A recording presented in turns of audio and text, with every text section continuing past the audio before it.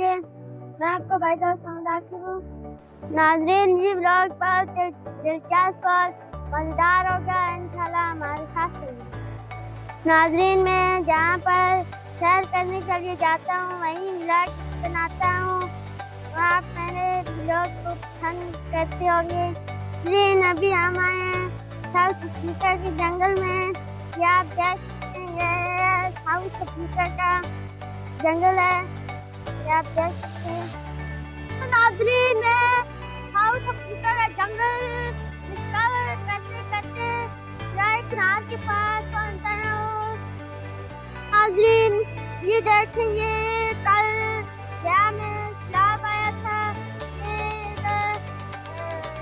लोगों ने लकड़ी पकड़ी है और ये दो भाई नीचे वीडियो बना रहे हैं।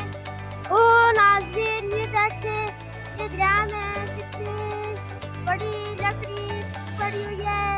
ये तो हमारी फर्स्ट बार है। ये कितनी बड़ी लकड़ी है, ये आप देख सकते हैं कितनी बड़ी है। ऐसी लकड़ी मैंने जिंदगी में पहली बार देखी है। नाज़रीन, हमारे विराट पर ये सब्सक्राइब करो, लाइक करें इंशाल्लाह।